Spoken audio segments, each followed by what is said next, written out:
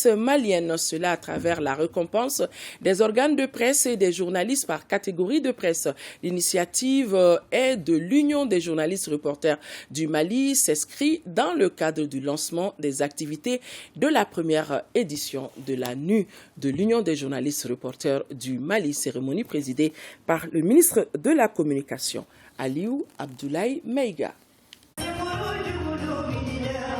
Sous les notes du couple Amisako et Basekou Kouyaté, le décor de la première édition de la nuit de l'Union des journalistes et reporters du Mali est campé. L'événement vise à récompenser les meilleurs patrons de presse et journalistes et reporters.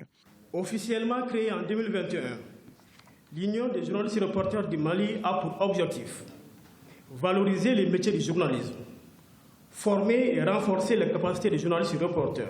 Pour cette première édition, le jury a examiné 12 candidatures, sur lesquelles 4 organes ont été retenus et récompensés. Le prix de la presse écrite revient au quotidien L'Indépendant et celui de la presse en ligne au site Mali Web.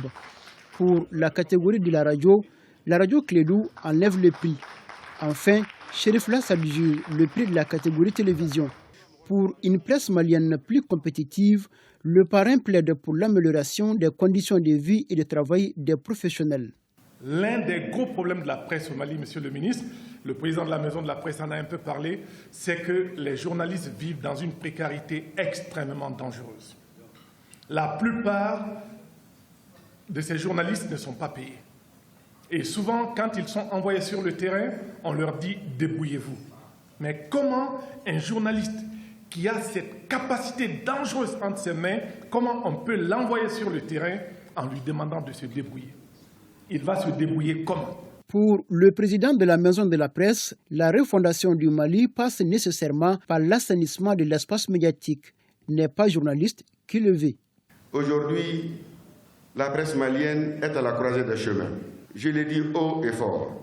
Si rien n'est fait, dans 3 ans peut-être, mais dans 5 ans sûrement, la prolifération des médias représenterait plus de dangers que les armes. Aujourd'hui, il est temps d'adopter les décrets sur la presse en ligne. Monsieur le ministre, vous avez une responsabilité historique. Une transition est un moment de réformes profondes. Si vous voulez réellement refonder le Mali, la refondation doit commencer par le secteur des médias, parce que c'est les médias qui manipulent, c'est les médias qui forment, c'est les médias qui informent, c'est les médias qui construisent et c'est les médias qui détruisent. Personne ne connaît aujourd'hui le nombre de médias maliens. Les hommes politiques font les défilés au niveau de la rédaction de ces médias non conventionnels au nom d'une prétendue audience. Et quelle audience? À partir d'un smartphone, d'un trépied, un téléphone, on arrive à toucher des centaines de milliers de personnes à travers le monde. Au mépris des règles élémentaires de l'éthique et de la déontologie, l'État est en train de fermer les yeux sur ça. Si rien n'est fait, c'est une véritable bombe et les conséquences sont catastrophiques. De son côté, le ministre de la Communication invite les confrères au respect de l'éthique et de la déontologie de la profession. Dans le contexte actuel du pays, il devient primordial de bloquer la machine de désinformation.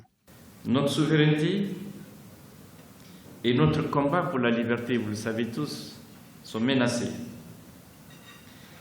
Menacés également par les fausses nouvelles du deuxième pouvoir, ce qu'on appelle les fake news.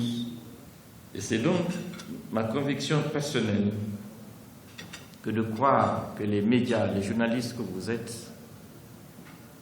j'insiste, le deuxième pouvoir, que vous avez un rôle important à jouer pour stabiliser notre société, la rendre meilleure et la préparer pour les combats de demain.